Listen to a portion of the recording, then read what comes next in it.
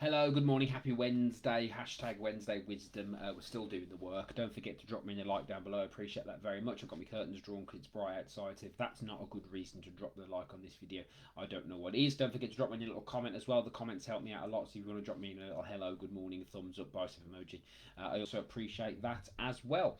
Okay, cool. So let's talk about punishing yourself and beating yourself up, because there's a wonderful little quote I put in the description which says, if beating yourself at work, you'd be rich, thin, and happy. Try loving yourself instead. Now, I'm not a big fan of body positivity when you don't feel positive about your body. Okay, so I'm not a big fan of lying to yourself. But what I'm also not a big fan of is beating yourself up for making mistakes, because mistakes are going to happen to you, particularly in the weight loss process. Okay.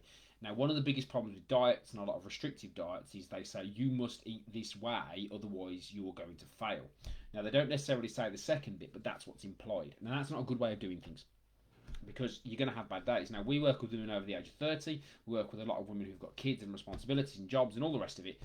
It ain't going to be perfect. You can't train like an athlete when you're not an athlete. It takes a lot of organisation and discipline to be able to do certain things. Like, for example, with me, the way I train, I've got a couple of kids, I run a business. I have to be very sort of disciplined with my time and my energy to make sure I can devote what I need to devote to that side of things. If you can't do that, then it's a problem. So punishing yourself, not a good idea. What needs to happen, in my opinion, is there needs to be a process in place that allows you to make progress and get results, allow for flexibility, but also put you within a framework. Okay, let's for example say, I was having a chat with a lady who joined our program this morning. She's doing a 6-week program with us, and basically, I said to her, well, you're in the program now, you're committed, so you've got this time to get a result, so we can work with her, we can communicate, we can make sure she's on point and on track. So if you just have a bad day or a bad week or whatever it is, we can quickly talk to her about that and sort of fix the problem, or help her with the problem, rather than it just be a very loose, oh, I had a boring workout at the gym, or I had a bad day on my diet, so now I'm going to quit, if that makes sense.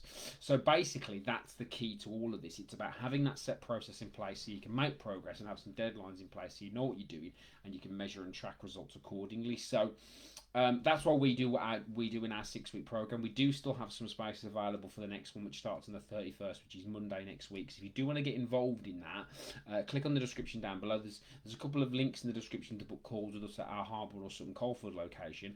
We'll get you involved in our 6-week program. We'll have a little chat with you on the phone first. We'll see if and how we can help. If we can, great, we'll get you involved. If we can't, at least you ask the question. So that's in the description below. Don't forget to drop me a little like and a comment before you go as well. I appreciate it very much. Have a good day. I'll see you soon.